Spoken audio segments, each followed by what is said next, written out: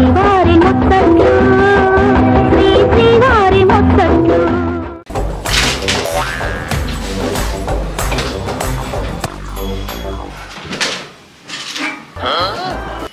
ఏమైంది అలా బాధపడిపోతున్నారు? What happened Shri? మనసు బాలేదా? ఒంట్లో బాలేదా? మరి ఏమైంది? ఈ పనులన్నీ నేను చేయలేకపోతున్నానే. ఏం పనులు?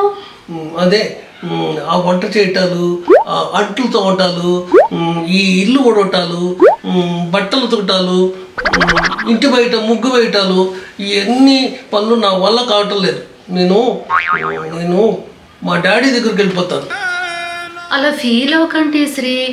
పాపం మీ నాన్నగారు ఇలాంటి పనులన్నీ చేయలేక ఇంట్లోంచి ఆల్రెడీ పారిపోయారంట. ఇప్పుడే మెసేజ్ వచ్చింది.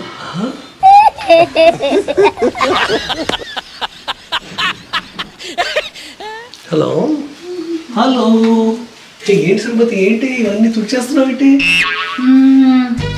మీ అత్తగారు మీ మావగారు వస్తున్నారండి, అందుకని ఇల్లు ఇలా ఉంటే బాగుండదు కదా, అందుకని క్లీన్ చేస్తున్నా.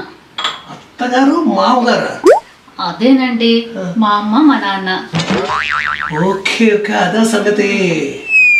ఏమండి, అత్తగారిని దేవతలాగా మావగారిని దేవుళ్లాగా పూజించాలి. మీరేమంటారు? 100% కరెక్ట్ అంటాను. రైట్.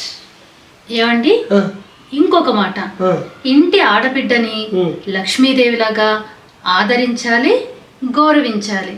మీరేమంటారు? నేను ఇది 200% కరెక్ట్ అంటాను. అయితే ఒక చిన్న చేంజ్ అండి. రేపటి నుంచి మీ అత్తగారిని మామగారిని పూజించండి. మా బంధువులందరినీ మీరు డబ్బులు ఇచ్చి గౌరవించండి, సరేనా?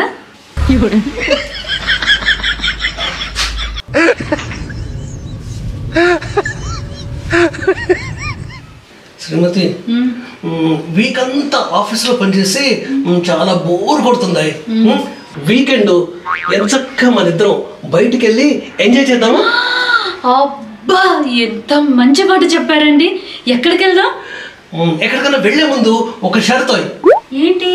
మనం బయటికి వెళ్ళి ఎంజాయ్ చేయాలి, కానీ 10 పైసలు కూడా ఖర్చు అవ్వకూడదు.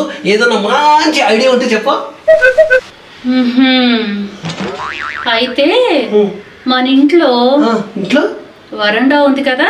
అవును, వరండా ఉంది. అక్కడ కూర్చొని చెక్క భజన చేద్దాం.